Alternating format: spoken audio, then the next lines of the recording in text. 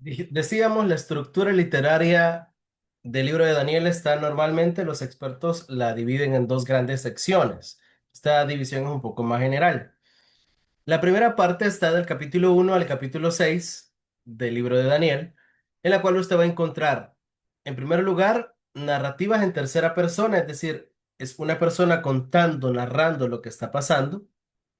Y ahí usted va a ver, por ejemplo, el relato de Daniel, de sus tres compañeros, cuando ellos son metidos al horno de fuego, el foso de los leones, que son, digamos, relatos un poco emblemáticos del libro de Daniel. Y del capítulo 7 al 12, aquí tenemos el género apocalíptico del cual estábamos hablando en la parte uno. Aquí usted lo que va a encontrar es a Daniel, pero ya como profeta, como vidente, como dando visiones, interpretaciones. Todo eso está del capítulo 7 al 12. Y esas son las dos grandes secciones. Entonces, de alguna manera uno puede notar que la primera parte, Daniel, es su formación, su historia, su lucha, declarar su fe, mantener su fe.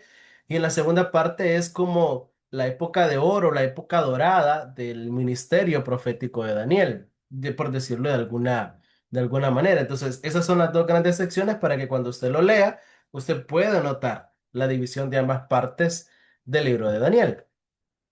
Pero también hay un relato interesante que me parece muy bueno poder hacer alguna mención, y es cuando hablamos de Daniel capítulo 1 versículo 8 al 16 cuando Daniel toma la decisión de no contaminarse, cuando se le ofrece, como era costumbre, si se iba a sentar a la mesa del rey, era comer la comida del rey, que no era una comida mala, o sea, era la mejor comida que las personas podían disfrutar de su momento.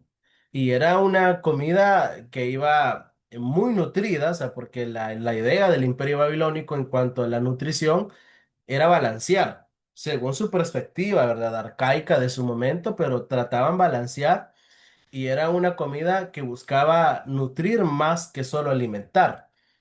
Entonces, pero el detalle es que recuerde el bagaje de donde viene Daniel y sus amigos.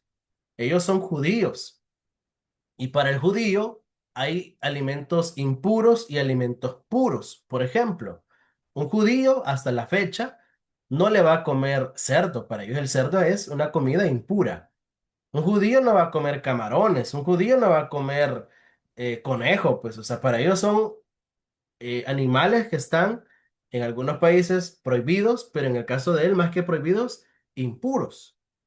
Entonces, vea todos estos elementos que ya trae Daniel y que él evidentemente no se va a prestar a comer toda clase de alimentos. Número uno. Número dos, que la comida del rey normalmente venía ofrecida a ídolos. Había sido sacrificada a ídolos y había sido dedicada a ídolos. Entonces ya venía, en cierta medida, contaminada a nivel religioso, a nivel espiritual, porque era dedicada a una deidad que Daniel no reconocía como Dios. Entonces Daniel se encontraba en esa lucha, ¿verdad? Es decir, tengo que tolerar estar con esta gente, pero no voy a tolerar comer comida impura, no voy a tolerar comer comida que esté sacrificada a ídolos. Entonces es ahí donde se genera aquel texto emblemático que ha sido encabezado de muchas predicaciones, ¿verdad? Y Daniel propuso en su corazón no contaminarse. Y algunos hasta lo romantizan, pero era no contaminarse en el sentido que ya hemos explicado. Pero ese proponer en el corazón, recuerde que el corazón o la palabra griega, la palabra hebrea lev, corazón para ellos no era un músculo, no era un músculo que bombea sangre como para nosotros, sino que el corazón para la mentalidad hebrea era el centro de la voluntad, las emociones, lo más íntimo del ser, de donde uno decidía y sentía. Esa era la idea de corazón del mundo semita, del mundo hebreo. Entonces, hasta la fecha, ¿verdad? Usted va a encontrar cuando alguien está enamorado y dice, te amo con todo mi corazón, ¿verdad? Aunque aún nosotros sabemos que ahora el corazón es un órgano que bombea sangre, pero sigue esa mentalidad. Entonces, cuando habla de proponer en el corazón, está hablando de una resolución interna radical, de decir, yo me he propuesto, yo tengo la convicción de no contaminarme. Pero como no lo puede, o sea, él es un esclavo, él no puede llegar a imponerse, él no está en su corte, él no está en su reino, ¿verdad? Daniel está como esclavo en reino pagano, entonces a él lo que le toca es negociar. Y negocia con la persona que es el encargado de la alimentación de todas estas personas y le dice, probamos 10 días comiendo solo legumbres, es decir, comiendo vegetales, pues. Y si nuestro rostro, nuestra apariencia mejora, entonces seguimos comiendo eso. Entonces, más que la cuestión alimentaria, era una decisión, una resolución por respeto a mi creencia, a mi credo. Esa era la idea de Daniel. Y efectivamente, ¿verdad? Usted nota que el relato nos dice que la apariencia era mucho mejor de los jóvenes que no comieron la comida del rey. Ahí es donde las personas dicen, ya ve cómo Dios respalda, cómo Dios es determinado, ¿verdad? En respaldar la decisión de Daniel y sus amigos. Y efectivamente, ¿verdad? Es Dios quien obra y se ve esa sobrenaturalidad en el texto.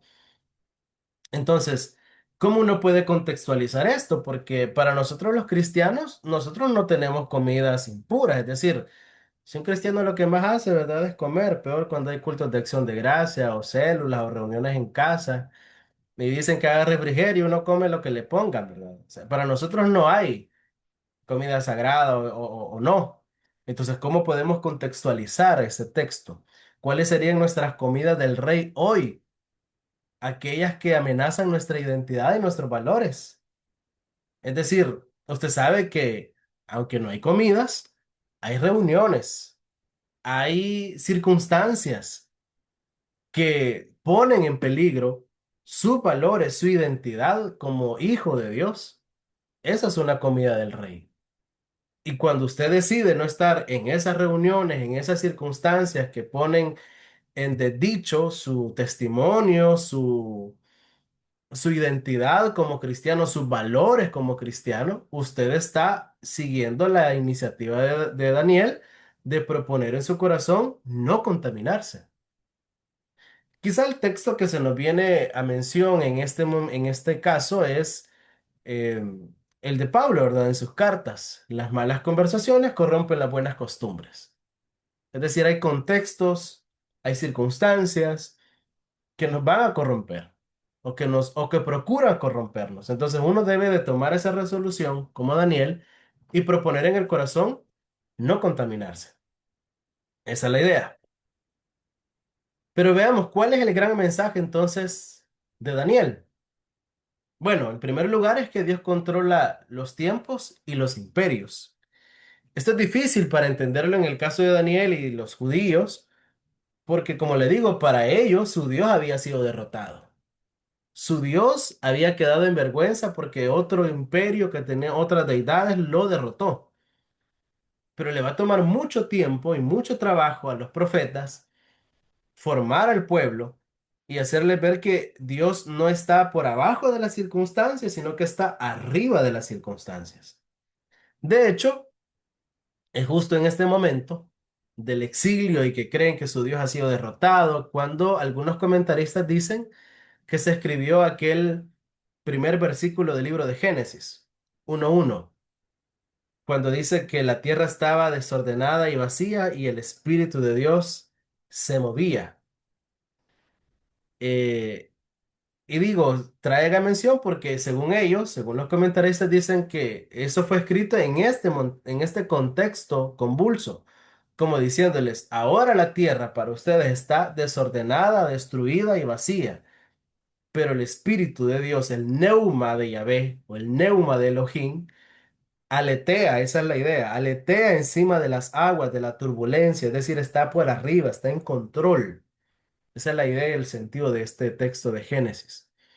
Entonces, vea cómo los profetas al escribir, los profetas al pronunciar sus textos, sus oráculos, ¿verdad? Su mensaje, tienen que enseñarle al pueblo que Dios está por arriba.